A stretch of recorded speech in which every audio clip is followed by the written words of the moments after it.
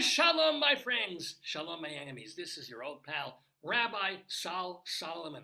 I am the founder and spiritual leader of Temple Sons of Bitches in Great Neck, New York. And what a delight and what excitement I feel in my kishkas today, because we're going to be talking about great songs, great music, songs from the great American songbook. And who better to tell us about that and to share her experiences and her expertise and her vocal chops than CAROLYN Montgomery. Now, CAROLYN Montgomery, she's a cabaret singer, cabaret star, a MAC award winner, and all these wonderful things. She even started like more than 20 years ago now with her show Temple of the Honk Tonk, which got her the MAC award back in, what was it? It was in 2000. But here's the deal. She's still performing. Now she has a new show where she celebrates the life and the music of Rosemary Clooney. And it is called Girl Singer. And it's directed by our friend of the neighborhood, Sally Mays, who was on the show quite a few years ago, who is a Broadway star and a cabaret star herself. So CAROLYN Montgomery, is she, did we lose her? I'm going to have to tease out this intro, aren't I? Oy, oy, oy. We had her. Now she's gone. Oh, there she goes. Whoa, there we go. Shalom, shalom, shalom. Let's make sure you're unmuted. You're not. Oh, good. Hello. Say shalom. Shalom. Okay. Oh, it's a beautiful shalom. Beautiful thing. CAROLYN Montgomery. We were just telling people about your show, Girl Singer, that's going to be at 54 Below. And also, she is the co-founder and executive director of the American Songbook Association, which, I could say what they do, but you go ahead. What do you Well done, intro all. I realized I came on and said shalom, and my camera and my audio were muted. So I said shalom to my Jack Russell Terrier, who looked at me and like hello. The American Songbook Association was established in 2017, and we are a threefold organization. We have an amazing magazine with whom we've partnered called Cabaret Scenes. It's been around for 28 years. It is a niche publication because we still print hard copy. We have a really great subscription base, and it covers live music in all 50 states and Europe. So that's pretty wonderful. We also provide education, music education, to underserved public schools in all 5 boroughs of New York City. We've just expanded to Chicago, and we would like to, it's a lofty goal, but we would like to do that in all 50 states of the union. And yep. And so you bring music education, what do you get, a cabaret notable to come to a school with a piano player? What do you actually do? Or Broadway. What we actually do is we come to the schools. We have 2 things that we do. One is a 1-hour, one-off program, and it's really important to know that these are absolutely free.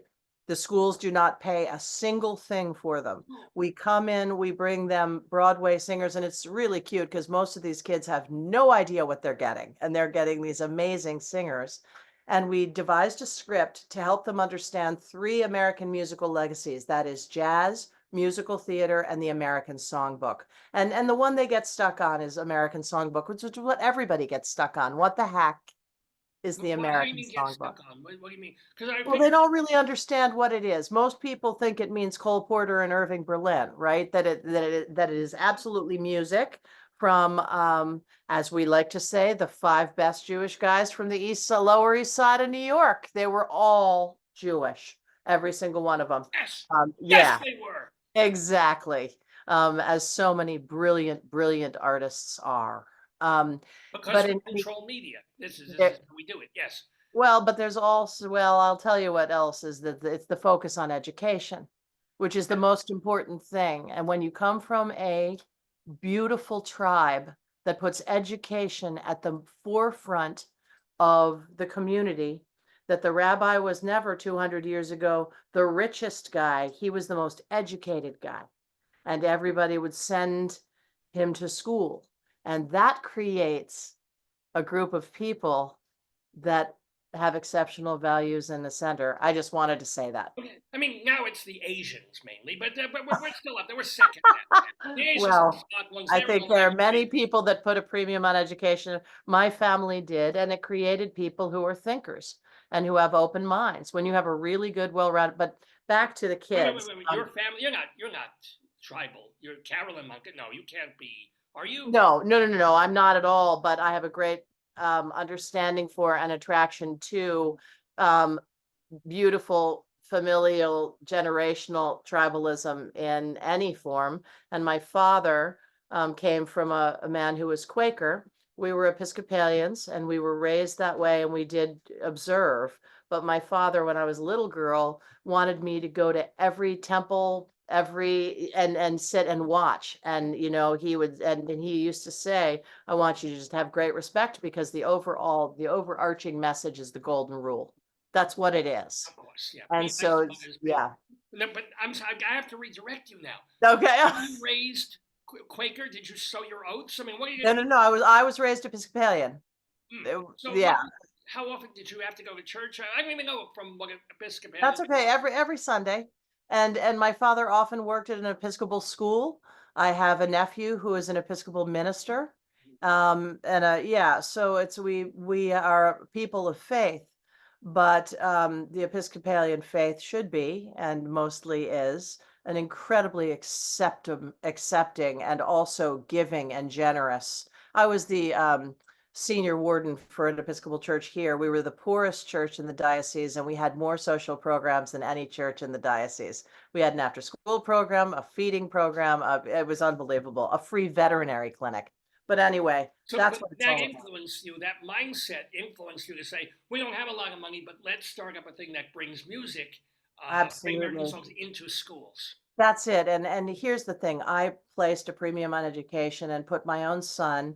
I found myself a single mom of a teenage son, and I made sure that he went to private school. I put the premium on education, and I understood that very few of us are exceptional. Very few of us rise to the top in a right. If I had been in a terrible public school, and when I mean terrible, I mean just without any funding or any access to a well-rounded education, I wouldn't have ended up the way that I have. I was immensely privileged by being given by my parents an opportunity to have a private school education and college.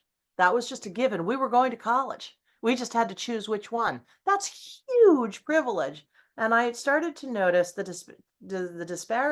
disparity between my son's education and other people's access to education. And these other kids, my son was coming home and saying, I have to practice for chorus tomorrow. I have to practice my music. I have to practice my languages. I have to draw something for visual art. I'm playing a sport. These are all languages. These are all things other than reading, writing, and arithmetic. So I started talking about it. I'm very passionate about it. I'm trying to get a TED Talk to talk about it because neural pathways in your brain change from listening to music. And specific kinds of music, they change even more. Jazz, classic song. If you're listening to classic song and you are in third grade now, you're hearing vocabulary that you don't normally hear. And if somebody like me comes in and makes it fun to learn that word, if I'm singing Cole Porter and I stop and say ennui, what's ennui? Ennui, And I say, what the heck is that? And I'll tell you. I can tell you immediately. If I take off my diaper, I am sitting ennui. That's how it certainly works. That is one definition. And the other, I always say, that feeling you get on a Friday afternoon when you're trying to study math in last period and you're absolutely exhausted and you can't learn anything more and you look out the window, you feel ennui. And sure enough, those third graders start using that word. They understand it. That took me 3 minutes. And it changes lives. And listening to the music, actually, scientifically, listening to any music changes neural pathways. Concentrating on it. And once a neural pathway is created in your brain, it doesn't go away. Come on, Georgie. Go on. My son is taking my dog out. He's roaming back and forth in the mirror. That's right. That's right. Shalom, son. Shalom, son. Have a nice day. I learned so much listening just to the meat puppets. So I don't know how many meat. But absolutely. But the truth is, if you're paying attention to it, your brain is doing something different. It is doing something different. And these kids, we do 1 hour one-offs and we come back 6 months later and the kids remember the songs. They remember what they heard. They're hungry for it. Their brains want it. give a kid a crayon, they're going to want to draw something. And it depends on the individual kid what they want to draw, but they want to draw something. So anyway, I want to provide access. It's access that children don't have. And I know that trying to level the playing field between the haves and the have-nots in this country is a major, major proposition. But you got to start somewhere. And that's what we're doing. Sometimes we go into a school and do a 12-week program. The change in these children is incredible. It is palpable. It is you wouldn't believe the difference that it makes in these kids' lives. They start off looking at me like, I don't even know. And after 12 weeks, they're singing Johnny Mercer and they're understanding it. It's really lovely. So here's the deal. But you're a not-for-profit, I assume, a 501c, whatever the hell. Absolutely, yes. So what, do you apply for grants? I mean, where is your funding coming from? It can't So be subscriptions to cabaret scenes. well, yeah, the thing is that Cabaret Scenes sustains itself. The magazine sells ads, sustains itself. I'm very proud of that. And our editor, Frank Dane, has been doing this for 20 years. He's wonderful. And he is really, we work hand side by side, hand in glove, together to make this organization work. And the other way we raise money is through our events. We have huge gala every year. So last year we celebrated Betty Buckley. The year before that, Stephen Schwartz. The year before that, Sheldon Harnick. And the year before that, Marilyn May. We are coming up on our 5th. We have not announced who our honoree is yet, but it's going to be it's going to be a big one, and we're really excited. It's going to be at Zankel Hall at Carnegie Hall on November 4th, and we will be announcing in a press release the honoree very soon. So we raise money that way. We do a couple of events a year, and then grants and foundations. That's what we're really working on now. So no, this is huge. By the way, we are talking with CAROLYN Montgomery, and that is one of the hats that you put on as right. the executive director of this organization that brings music to people who think all of music is just rap and hip hop and industrial noise. That's Some right. of it is, which is fine, but not quite all of it. But Yeah. The other very different kind of music that you actually do perform and have been for, I guess, about 25 years now. Yes. Including the show that you're working on now that you're going to be doing again at 54 Below, which is 254 West 54th Street in Manhattan. And this is happening on May 22nd. I didn't write what damn day of the week it is. Do you remember? It's a Wednesday. It's at 7 o'clock, and there are only a few tickets left, actually. I'm really excited about this. And actually, now I wrote down 22nd and 20. Do you know it's the 22nd and the 20th? It's just the 22nd, Wednesday, the 22nd at 7 o'clock p.m.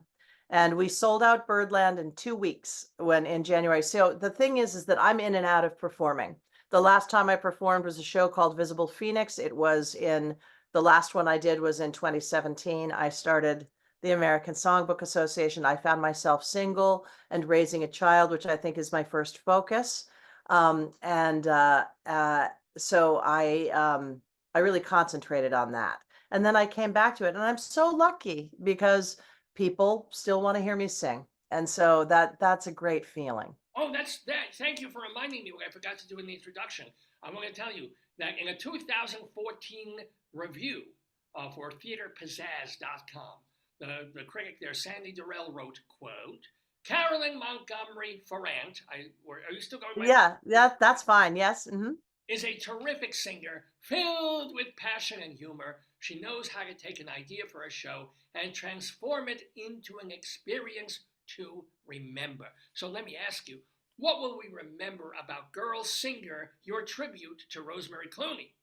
Well, in the reviews so far, and I'm going to go ahead and humble brag because I was really actually humbled and also very validated in this one. This was scary to come back after so much time to play a club like Birdland, to be having Ted Firth play for me, who plays for Marilyn May, Melissa Errico, Brian Stokes Mitchell, Michael Feinstein. I mean, this guy is the best. I've never heard of any of them, by the way. He is the best of the best. And Sally Mays is my director. I walked out on stage and I really was my absolute authentic self. And that self happens to be in many ways a parallel to Rosemary Clooney's personal self. Now we don't have the specifics of our lives are very different, but as women, we've had some real similarities. And I have listened to her music. I have read everything written about her, and then I read her autobiography. And it's interesting, as many people often are, when something hits a little too close to home, you have a negative reaction. And I went to my director and said, no, I'm not going to do a Rosemary Clooney show. We've got nothing in common, nothing.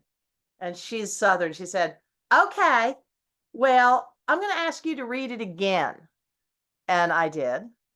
And then she said, and I came back and I said, okay, I see what you did there. I see what you did there. There are some parallels, but no, I don't feel it. And she said, uh-huh, that's interesting. Do me a favor, honey. Read it again slowly.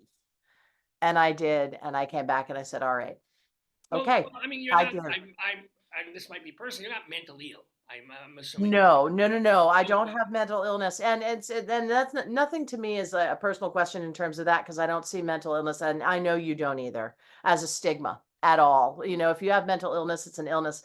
It was more a woman thing, trying to be every single thing to everybody. Doesn't work, and it's exhausting. And I was married for 26 years to an absolutely wonderful woman who's a chef. And she sadly died in December of ovarian cancer. We remained very good friends. But there were some issues that I knew weren't going to be healed or taken care of. And I ended that marriage. Interestingly enough, as Rosemary Clooney had a second time around, I connected with a college boyfriend when I was singing in London. I know. Yep, I'm one of those people who's very fluid, and we've been seeing each other for the last decade, and it's been absolutely lovely and wonderful. He lives in Paris, which is really not a hardship because we're back and forth. Oh, it's the best thing ever. When you want to see each other, you see each other, and then for a couple of months, you're like, well, after you've been married, after you've been married for a very long time and had everyday togetherness, we both agree we love our careers, we love our children, and our children love each other, which is really great. We've taken it very, very slowly, and it's been wonderful. But the point is that in 10 years, that's not slowly. That's turtle's pace. Yes. Well, that's the thing. And for the first 4 years, we really, really let the boys call the shots. We were not moving in together. We were not doing anything like that. It was about raising our children. And so we made them the front and center. And I hate to say it, but kids know. Kids know when they are very important to you. They know when you have, paid that kind of attention. I only have the one, and he's my heart and soul, and he's a great kid. And he calls Bill his stepfather, and he calls his brothers stepbrothers. So my point is this: I rediscovered my authentic self, and it wasn't it wasn't fireworks, and it wasn't falling stars, and it was just knowing who I am and learning to say, no, I'm sorry, that doesn't work for me. I'm not going to do that, or I'm not going to be that, or I'm not going to say that. I'm going to actually tell you what I think and feel. And Rosemary Clooney came to that quite late in her life. She had a nervous breakdown to come to it, and she had to get sober to come to it. That too, right? I forgot about that. But that I did not. But I also didn't have a career. Drunk, in other words, is that? Yeah. But we both learned to set boundaries, and we both learned that we were enough, and I've never looked back. And that is an overarching message of the show that I think surprises people, but the critics have been great, because I don't get up there and say, hi, Rosemary Clooney, but me. I talk about Rosemary Clooney. And I talk about, and then I do delve into some parallels. Why am I up there talking about Rosemary Clooney? There has to be a reason, right? But beyond just loving her music, which I do. Or that your voice is suitable to sing her kinds of songs. Yes, we are. Yeah. I don't do any imitation at all. I just do my voice, because there are some similarities, but it's not the same.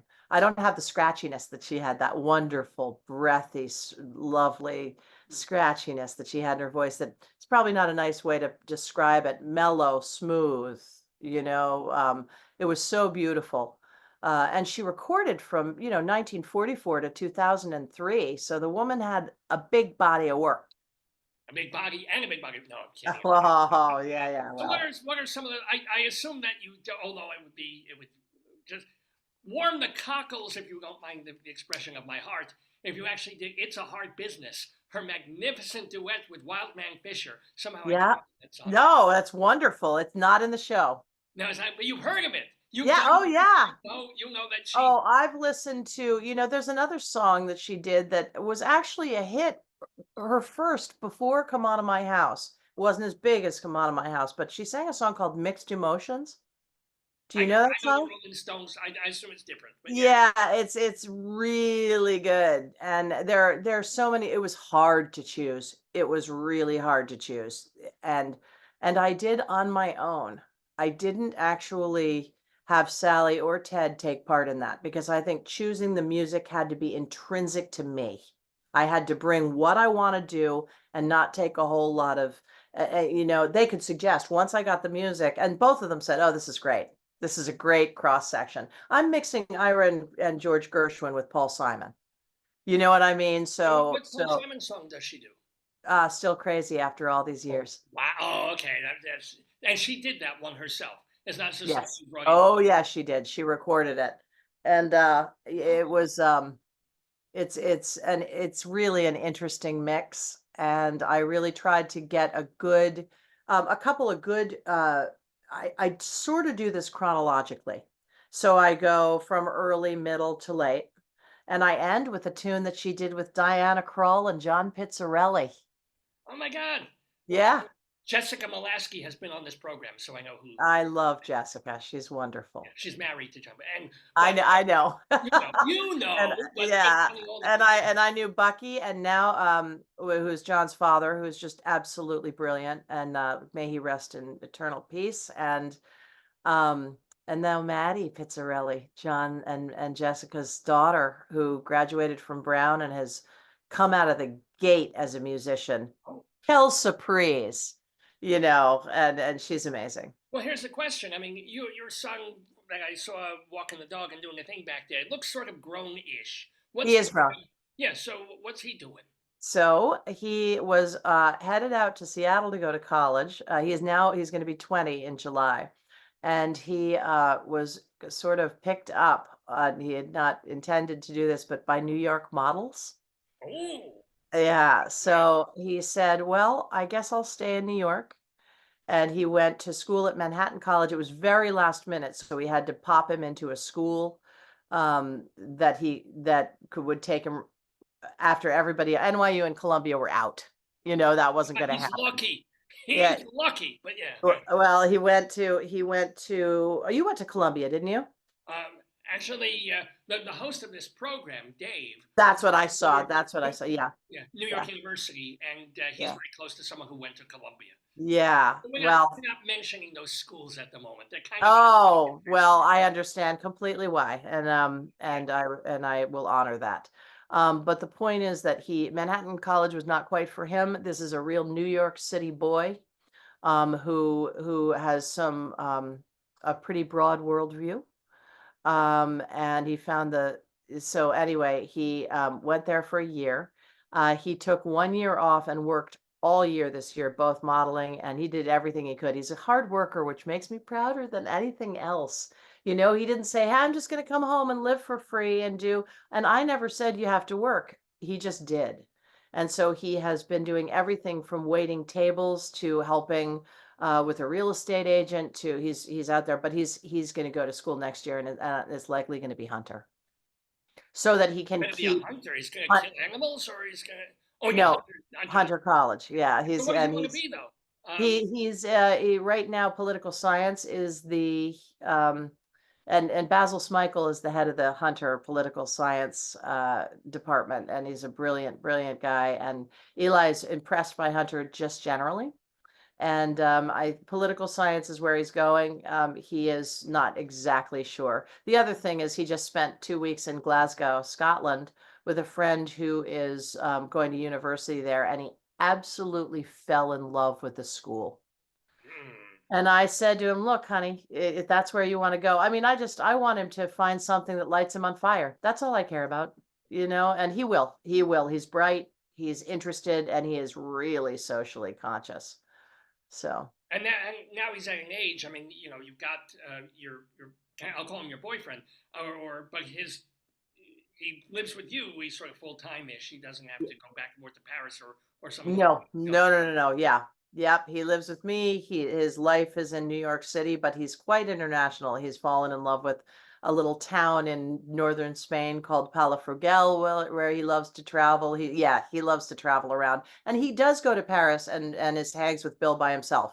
He doesn't need me to go there and sees his stepbrothers and enjoys himself now, entirely. speaking of colleges, you're talking to someone who's my synagogue is in Great Neck, New York, but Uh-huh. I often hang with Dave, the host of the show, who lives in Northern Maryland.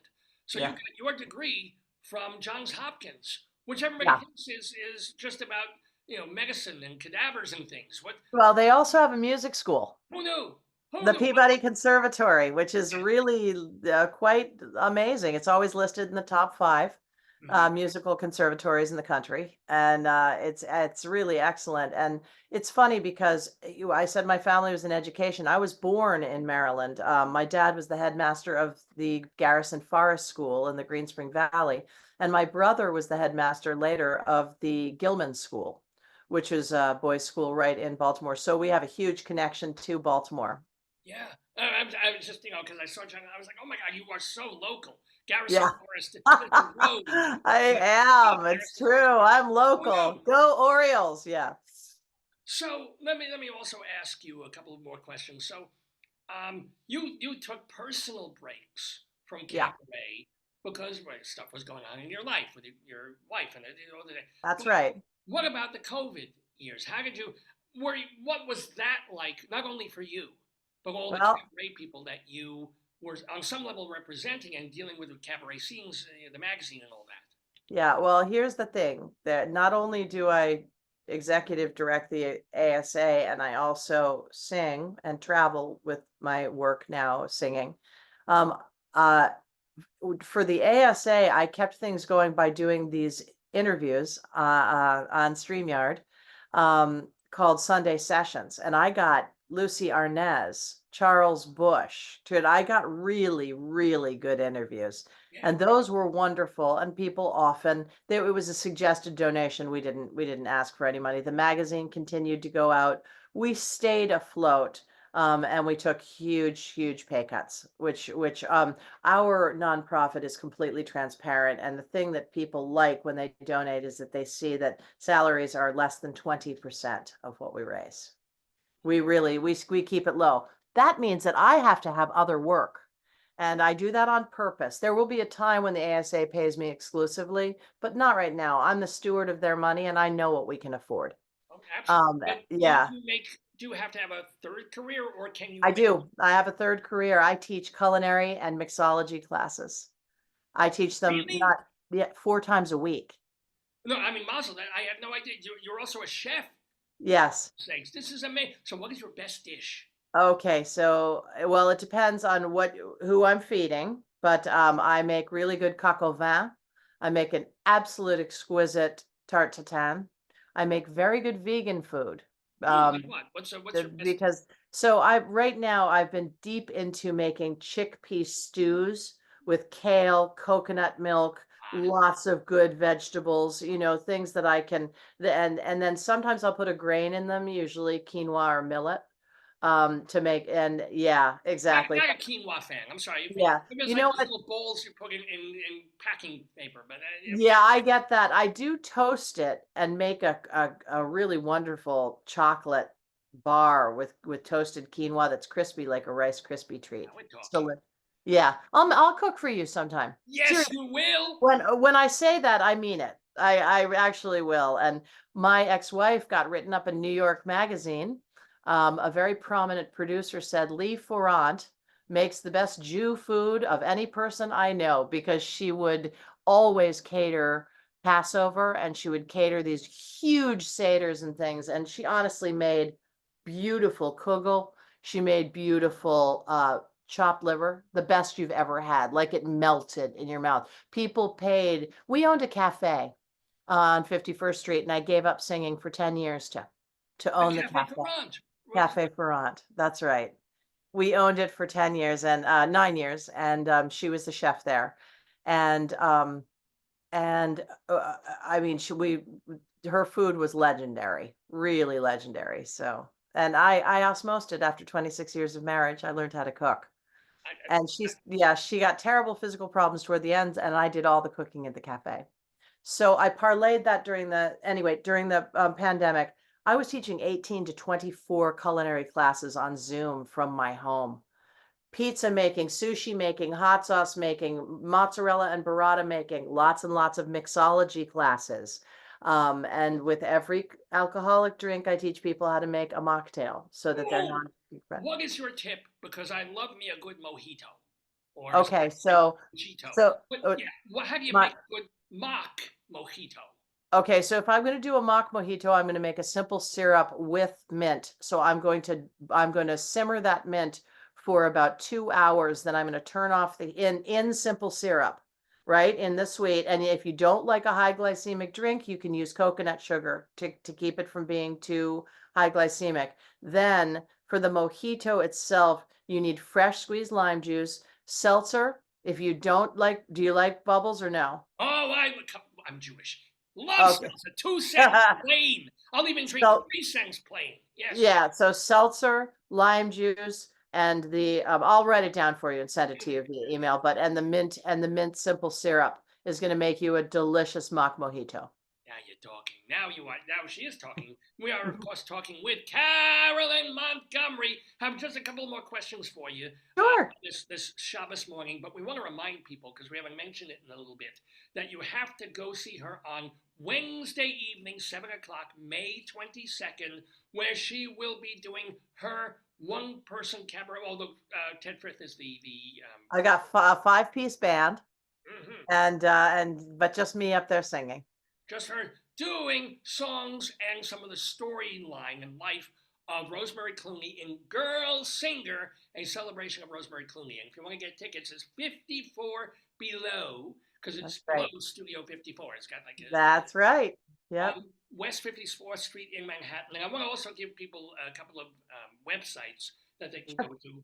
CAROLYNMontgomery.net, and her name is spelled with the Y way, not the I-N-E way. It's That's right. Montgomery.net. CAROLYN. Yep.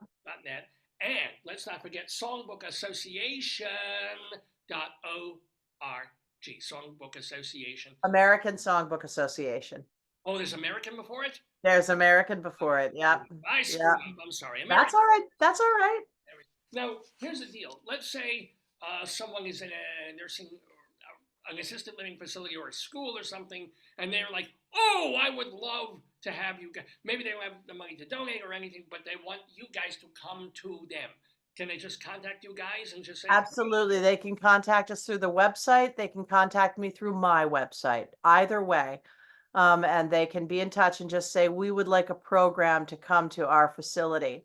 Now, if it's a facility that has tremendous resources, we ask for a donation. We do not require one. We are particularly focused on memory care units because the memory, it's unbelievable what music does in terms of, I didn't realize until Seth Rudetsky was talking to me about what memory care work does in terms of music. With it centers them. They recognize it. It feels good when you're lost in a world that you don't recognize anymore, to be able to hear something. And one of the last things to go is the sense of smell. And yep, if you make a fabulous, comforting favorite chicken soup for somebody and bring it to them in a memory care unit, they will relax. They know that smell. If you play a song that they know, they will instantly start singing the words. It's incredible. And the best thing is when you're performing concerts at memory care, you really have to bring only 3 songs, because that's right. So you can do the first one over again. They won't remember. It'll be like, oh, I haven't heard that in years. Yeah, that's right, Grandma. That's right. I can sing along, and then you do 2 more songs, and then you go back to the first one again. It's like, oh, they're doing this song. I haven't heard this since I was like, yeah. So I'm sorry. That's all right. One of the most wonderful stories I heard was recently at the Bistro Awards. My friend Wendy Sherrill won a Bistro Award, and she, at the end of her speech, she said one of the most wonderful moments I ever had. She dedicated it to her father, the award, who died of Alzheimer's related dementia. And she said, the last conversation I ever had with him that was coherent, he looked at me and said, "Oh, you're a singer? Well, you should hear my daughter Wendy sing. She's incredible." And she said, "I'll have to check her out." I loved that so much. The important things you remember. Yeah. Yeah, man. Yeah. Yeah. I don't even have anything funny to respond to that. It's just I know. It was everybody in the room did exactly what you're doing. there's Y'all, is that called plotzing? in a matter. Well, plotting is what I do when I get up too quickly and I fall down. So Oh, I thought plotzing was when you felt really proud and lovely and you're like looking at, yeah. Oh, felling, that's it. I'm felling. Okay, that's right. And we are felling here with one more question for the Okay. CAROLYN Montgomery. So let me ask you, besides the Clooney songs and girl singer, do you have a favorite song of all time? I'm a little surprised that I've been asked this before, and it has come down to the song Tenderly. Hmm. I know. It was the one song I did not want to include in the set. She opened her television show with it. And it's, do you know the tune? Could you give us just The a? evening breeze caressed the trees tenderly. The trembling trees embraced the breeze tenderly.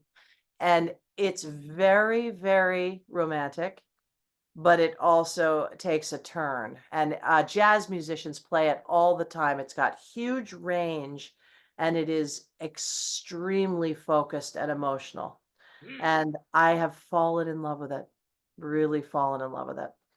So And you do. People can hear you sing the rest of that if they go see Girl Singer at 54 Below on that is Wednesday, correct. May 22nd, 7 o'clock in the evening. 54 Below. Just go to the website. It's either AmericanSongbookassociation.org for more about that, or very specifically about CAROLYN Montgomery. Go to CAROLYNMontgomery.net. And do you have any performance plans after May? Oh, I do. I intend to take this all over the place. So to a city near you, I intend to travel, especially on the East Coast, because it's easier to get TED there. Baltimore, Philadelphia, different places in Connecticut. I'm going to be in Provincetown this summer. And then I'm going to pop over to the West Coast in the fall. So yes, I plan to do this a lot, and it'll be on my website. Oh, yeah, all of it at CAROLYNMontgomery.net. Well, CAROLYN Montgomery, all I can say is, first of all, you owe me a mojito recipe, Absolutely. and also your chicken soup recipe. How can I not ask for that? Can So you, good. can you mix them together and make like a mosupo or something No, like that? I don't think so. Won't work? No, I don't think so. Yeah. It all ends up in the same place, but probably shouldn't go there in the same delivery system. Yeah, it comes out in my ennui, if you know what. Yeah, that's right. CAROLYN Montgomery, my friends, thank you so much for being with us in the neighborhood on this Shabbos morning. Much success to your organization and to you and your son and to your family, and just keep singing the beautiful music. It's been a pleasure, and shalom. Shalom to you.